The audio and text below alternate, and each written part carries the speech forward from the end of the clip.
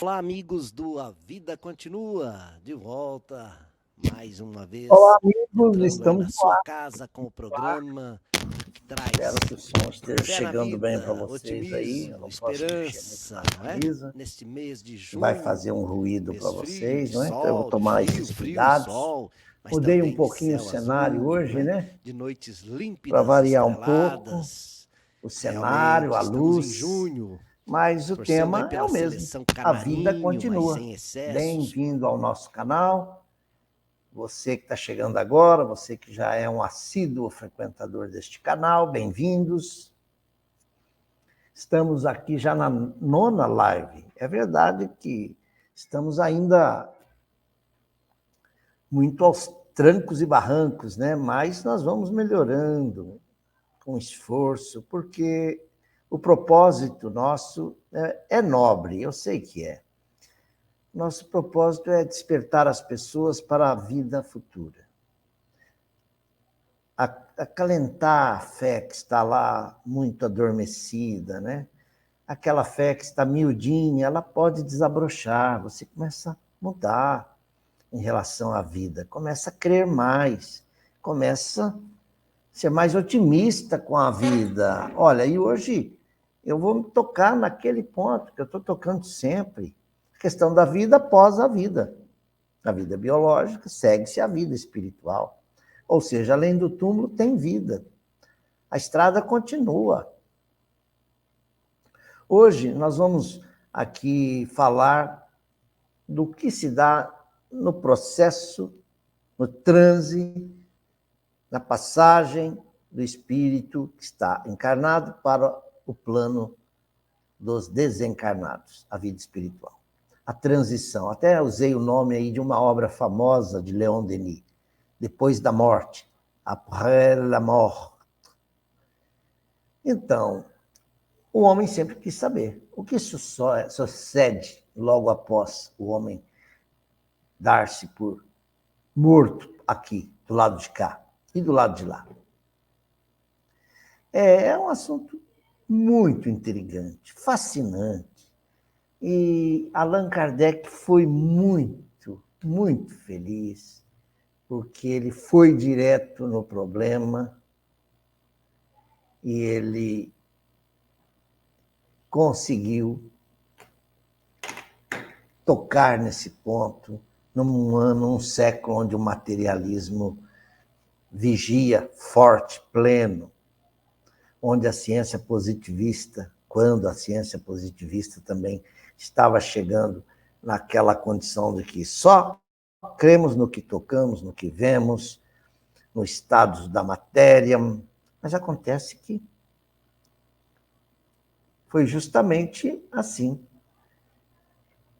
Colocando o bisturi, aprofundando a pesquisa sobre a matéria, começou a ver que a matéria tem vários estados: sólido, gasoso, líquido, e começaram a descobrir que tem também um estado da matéria que é radiante. Aí as coisas começaram a mudar. Aí os cientistas começaram a aprofundar, mas Kardec, e não fica apenas no laboratório dele, ele vai para as elucubrações filosóficas, nas implicações morais. Olha, tudo bem, já sabemos que o espírito existe, mas e agora? Por quê? E qual a finalidade? Essas perguntas têm que ser feitas. O homem, às vezes, deixa de perguntar isso, que é o mais importante. Eu começo aqui projetando para vocês um slide que para facilitar nosso trabalho, eu peguei algumas respostas lá do Livro dos Espíritos e trouxe para cá. Fica melhor assim? Vê como está aí.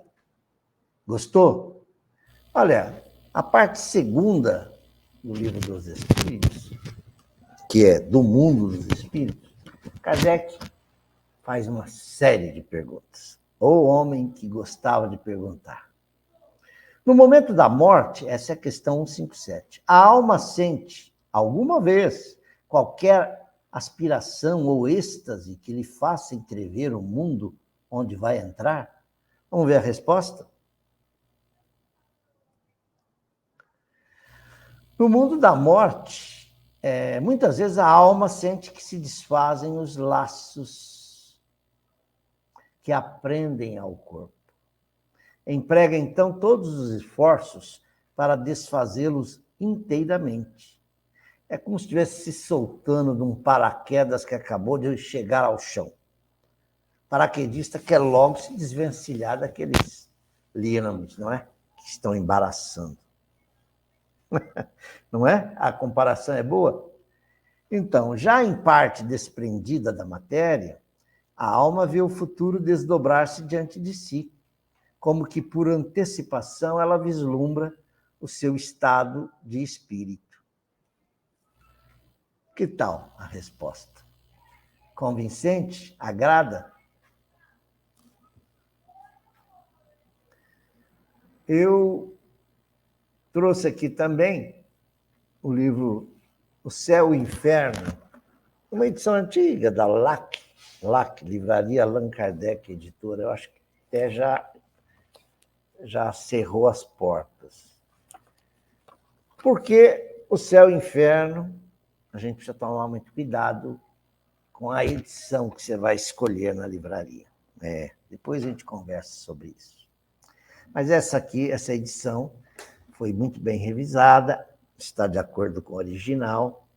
É interessante que o livro Céu e Inferno, ele é a quarta obra da codificação. A codificação são 5 livros, é o Pentateuco.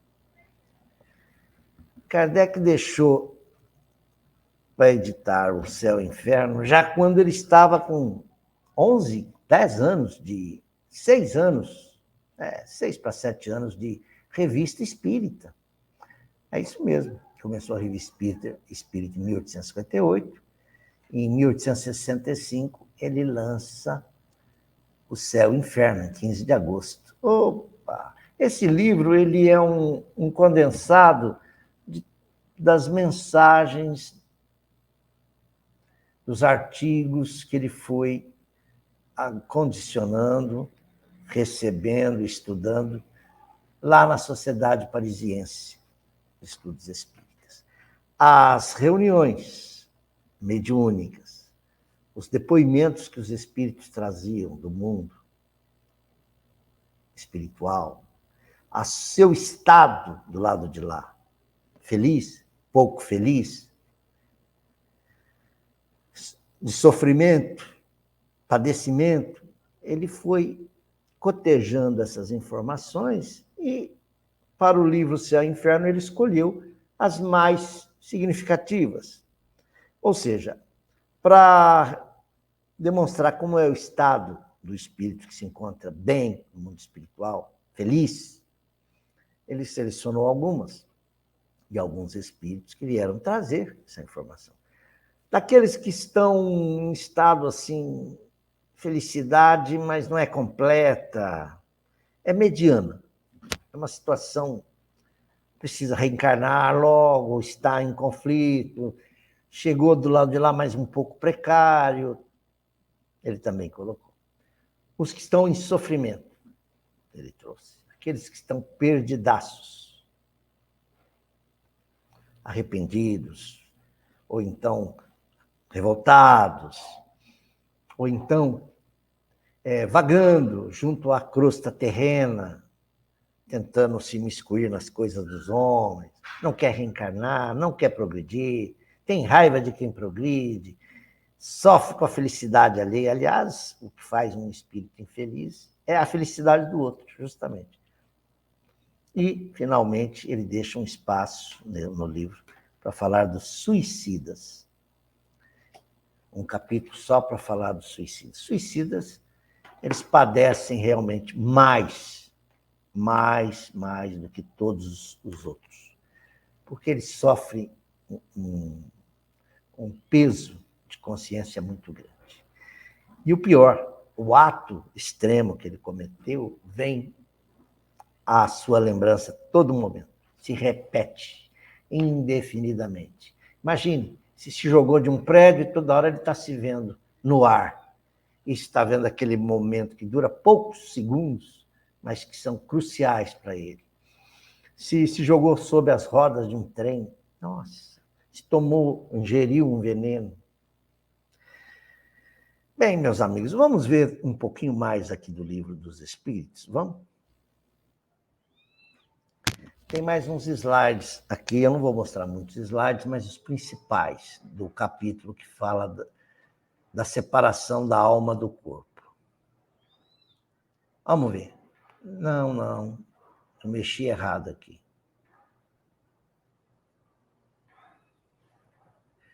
Como se opera? Essa aqui é muito interessante. Como se opera a separação da alma e do corpo?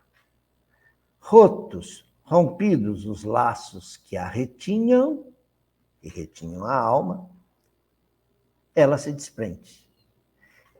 Será como um passarinho, que você tem ele na mão, ele quer voar, aí ele se solta e voa para o céu? Será assim? Kardec abriu mais uma pergunta, um adendo, um aditivo. A separação se dá instantaneamente, por brusca transição? Haverá alguma linha de demarcação nitidamente traçada entre a vida e a morte? Eu vou ampliar aqui, porque eu mesmo preciso ler um pouquinho mais. Olha só a resposta. Não, a alma se desprende gradualmente, gradativamente, vamos dizer. Não se escapa, olha, eu falei do pássaro, como um pássaro cativo a que se restitua subitamente a liberdade. Aqueles dois estados se confundem, de sorte que o espírito se solta pouco a pouco dos laços que aprendiam. Está vendo? É claro que a gente pergunta, é dolorosa essa separação? Morrer dói? Veja, não é dolorosa. O corpo, muitas vezes, sofre mais durante a vida do que no momento da morte.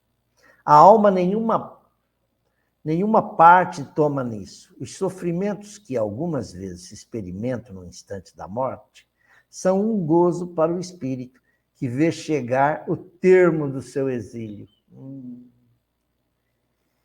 Eu não sei o que vocês diriam, mas eu já vi alguns pacientes de câncer terminal na minha família.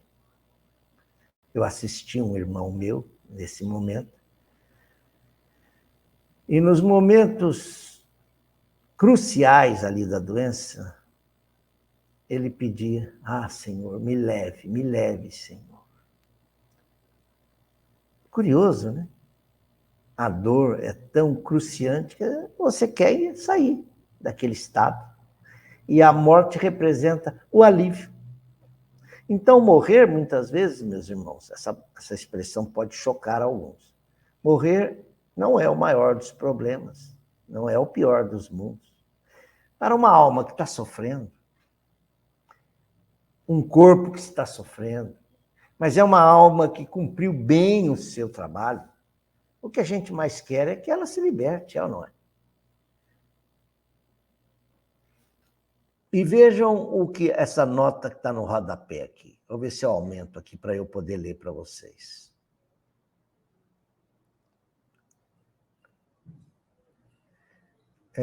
Na morte natural, aquela que sobrevém pelo esgotamento dos órgãos, muitas vezes em decorrência da idade avançada, né, ou de uma doença muito grave, o homem deixa a vida sem o perceber. É como uma lâmpada que se apaga por falta de óleo. É muito interessante, né? E aí ocorrem muito aquelas experiências que eu chamei de antes da morte, ficaria melhor pré-morte, para não confundir com as experiências de quase morte. O espírito ainda volta ao corpo. Mas essas são as de pré-morte. São aqueles momentos em que o doente vislumbra, os olhos ficam como que em êxtase, assim. Fulana, cadê as pessoas que estavam na sala? Eles estavam aqui agora. Aí você fala, mas não teve ninguém no seu quarto. Não, fulano veio aqui. Vamos ver também como fica a situação daqueles que, ao contrário dos que morrem por uma doença prolongada, morrem de forma acidental, violenta, ou acidental criminosa, né? Um tiro, ou um acidente de avião, que você nem vê. Você não vê. Quando vê, já está morto. Ou então, aqueles casos, um choque elétrico. Eu ainda estou vendo aqui os desdobramentos da notícia de um jovem que foi ao festival lá no Rio de Janeiro, de música. Acho que é de música, né? E estava todo mundo lá na praça da alimentação, muitos quiosques, assim, aqueles carros que servem lanches, né? Eles chamam de food truck. É gozado os brasileiros falando food truck, food truck. Food truck, caminhão de comida, né? Cachorro quente. O rapaz se encostou num deles e ali estava passando uma carga de energia, uma voltagem alta, que o rapaz foi lançado ao chão, teve uma parada cardíaca, foi reanimado, foi levado ao hospital e lá veio o óbito. Né? Imagine o espírito desse jovem. Aliás, a gente fala disso com muito respeito, que é uma dor recente, a família enlutada está lá ainda tomando providências para fazer lá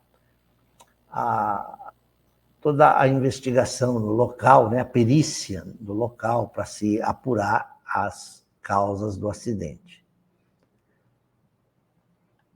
Kardec fez essa pergunta. E eu acho que não está aqui no slide, não. Eu vou ter que explicar aqui da minha parte, por mim mesmo. É que, nesses casos, há até uma imagem muito interessante, que a alma saltaria do corpo como o amendoim pula daquela baga, né? Que vem 2, 3 grãozinhos, você aperta a baga de amendoim, um deles, todos eles saltam. Disse que muitas vezes é assim que se faz. A alma se solta rapidamente do corpo. Em alguns casos, ocorre essa separação antes mesmo do acidente. Alguns segundos antes. Na história do Evangelho de Jesus, sobre o suplício dos cristãos na arena, lançados aos leões, eu já tive muitas informações a respeito e li que muitos dos cristãos, quando iam para o testemunho extremo, eles já se viam praticamente fora do corpo. O embate, os primeiros ataques das feras, eles nem viam, porque já estavam recolhidos. Agora, ver alguns exemplos de pessoas que voltaram para contar como foi do lado de lá. Tem o cético que diz assim, não sei, eu não acredito muito nisso, não. Ninguém que morreu voltou para contar, voltou. Pois, olha, voltaram sim, e voltam todos os dias, a todos os momentos. Somos acompanhados por uma nuvem de espíritos, de testemunhas, diz Paulo, o apóstolo. E os espíritos voltam-se e vêm contar como é a vida do lado de lá, dão até conselhos. Olha, você que está aí, se prepare, é assim. O problema é que muitos não acreditam, né? Lembra da parábola do Lázaro, que se alimentava das migalhas que eram jogadas na porta de um restaurante, e o seu senhor dizia, ei, Lázaro, vai para lá. E o Lázaro cheio de feridas pelo corpo, daí a expressão lazarento. Lázaro desencarna, e o seu patrão também, o patrão, ou o dono lá da taberna, e eles se veem no mundo espiritual. E o homem, né, o comerciante, vê Lázaro e fala: Lázaro, você aqui? E você parece muito bem, Lázaro, gozando de uma felicidade maior. E o homem da taberna, lá do restaurante, sofria. Estava agonizando nas trevas. E ele diz: Lázaro, molha o teu dedo com água aqui na minha boca, eu tenho sede. Lázaro, e Lázaro dizia: Senhor, eu gostaria, mas eu não posso, da onde eu estou, saltar para onde você está. Ah, Lázaro, então vá à terra, avise os demais como são as coisas aqui. Olha, essa historinha é narrada por Jesus. Veja, vamos compartilhar a tela. No blog do Ismael de hoje, 12 de março, o que nós temos lá?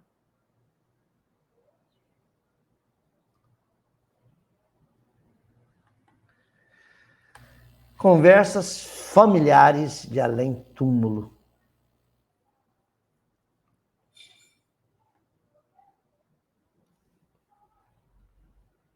Conversas familiares de além-túmulo.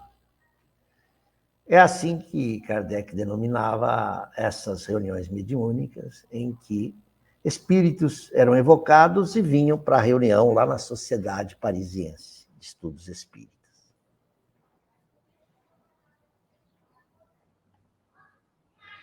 Vejam, isso está na Revista Espírita, setembro de 59.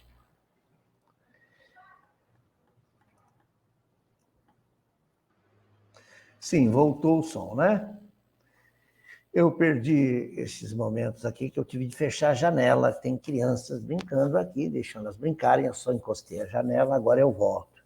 Nós falávamos, então, do espírito de um oficial militar, que foi evocado por Allan Kardec nas reuniões lá da Sociedade Parisiense.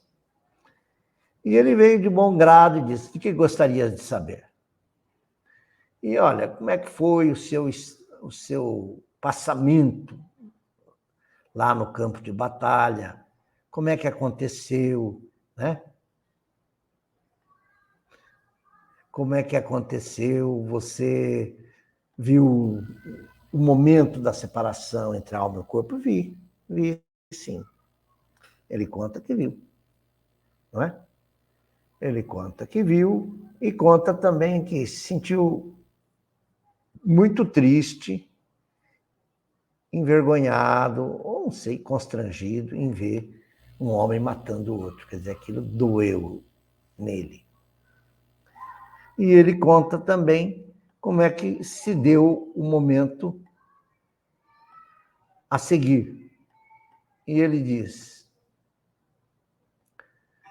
você se afastou rapidamente do corpo? Ele diz: poucas mortes realmente instantâneas. O espírito cujo corpo foi atingido por uma bala, a maior parte do corpo argumenta consigo mesmo: vou morrer. Pensemos em Deus e no céu. Adeus, terra que eu amava.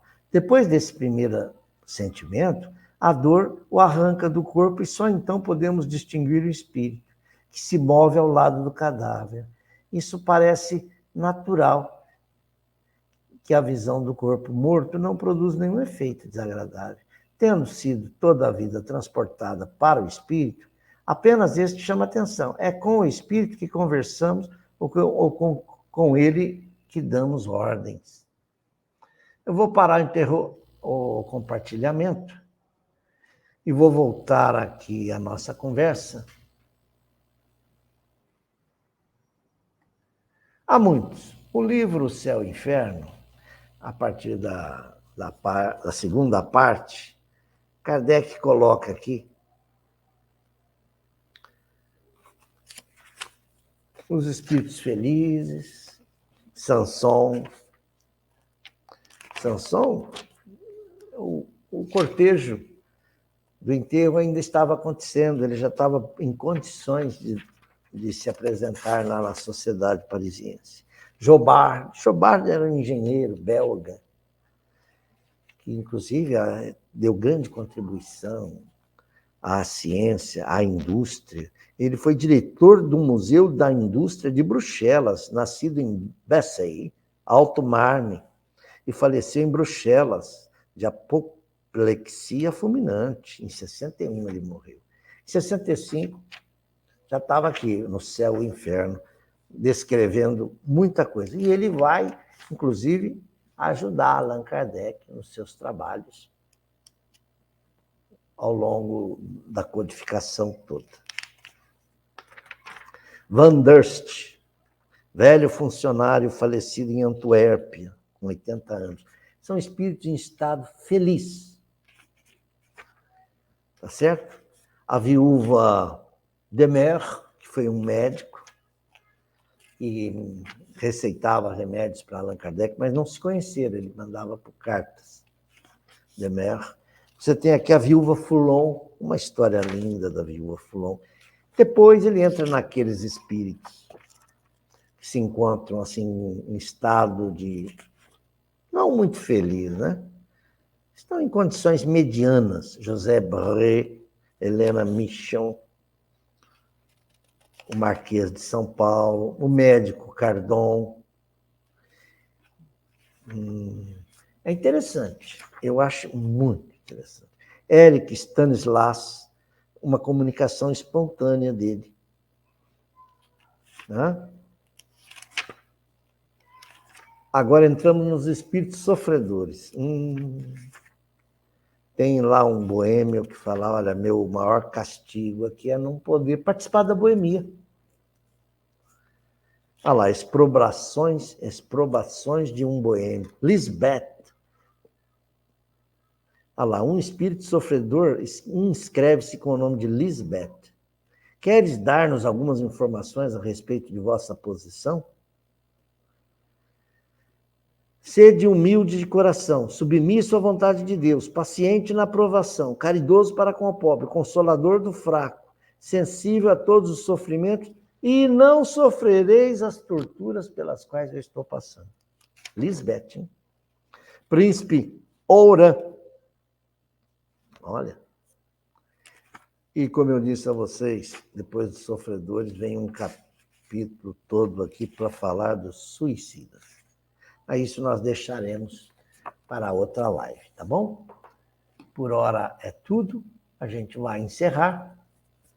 E eu agradeço a paciência de todos com as minhas falhas aqui, mas eu tenho convicção de que se não for agora, mais para frente, esse trabalho feito em vídeo vai chegar a algum coração e vai poder confortar alguma alma que está sofrendo. Sim, é uma gotinha no oceano, eu sei, mas é de gotinha em gotinha que a gente apaga o incêndio. Até a próxima, se Deus quiser, com mais um A Vida Continua. Eu vou pôr desde o começo a vinhetinha, mas não toda. Tá bom? Vamos lá. Tchau!